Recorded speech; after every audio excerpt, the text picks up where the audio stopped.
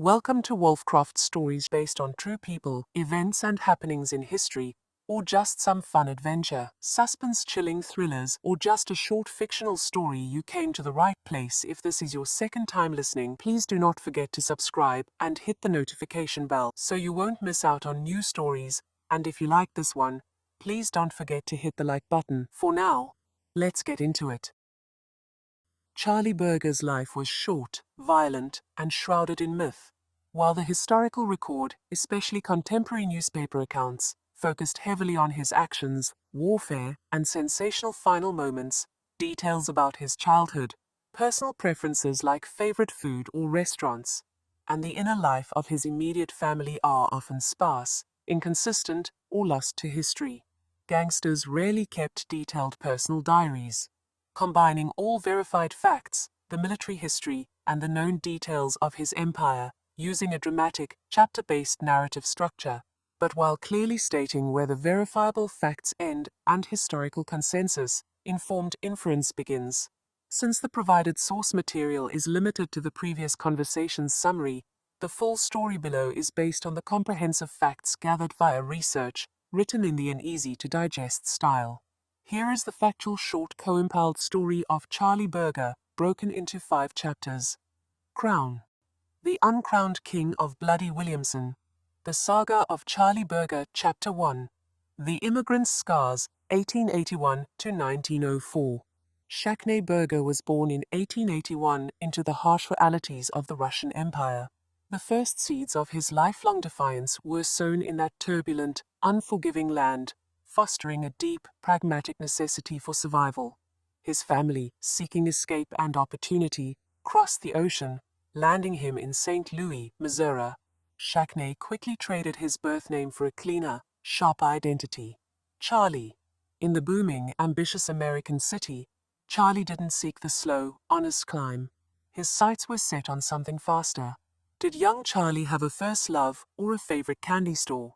The records remain silent, but the pressure of assimilation and the struggle of the immigrant life shaped him powerfully. He sought structure, and in 1901 he found it. He enlisted in the United States Army, serving honorably in the 13th Cavalry Regiment in South Dakota. He demonstrated courage and skill in horsemanship before his honorable discharge in 1904. The military taught him the cold logic of command, a tool he would later use to wage war. Chapter 2. The Dirty South, 1905 to 1918. After leaving the military, Charlie drifted. He tried his hand as a cowboy and a miner in the coal towns of southern Illinois. This area, rugged and volatile, known as Little Egypt, was already brewing with corruption and violence. But Charlie's ambition chafed against honest labor. He was a natural organizer, a manipulator of men, and a reader of opportunity. He recognized that the real money lay in the vice already thriving on the saloon floors. His true fortunes were about to explode. In 1919, the U.S. enacted prohibition, turning every bottle of liquor into gold and transforming Charlie Berger into a bootlegger king. This chaos was his stage.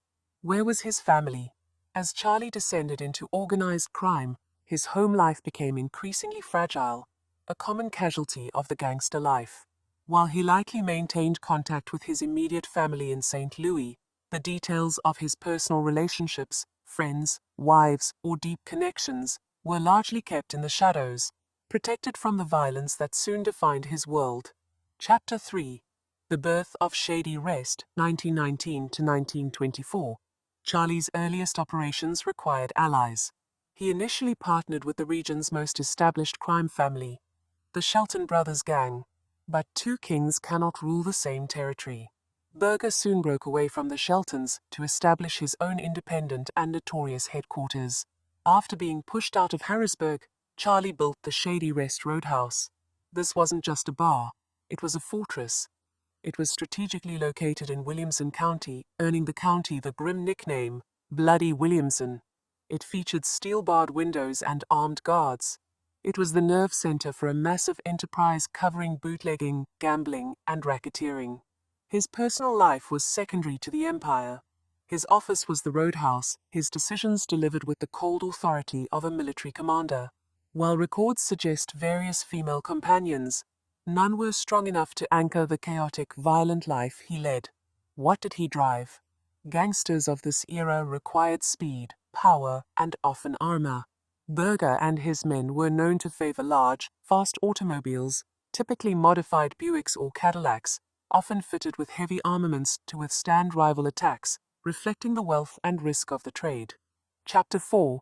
The Three-Front War and Fame, 1925 to 1927. Berger's fame and financial empire exploded during his violent, chaotic peak, fueled by money from illegal liquor. He was known to have ample cash, easily corrupting local officials and paying his network of drivers and enforcers well. His most defining trait was the war he waged on three fronts.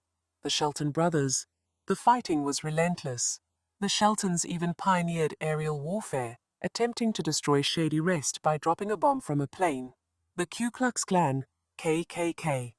In a shocking display of power, Berger, a Jewish immigrant, openly and violently fought the KKK.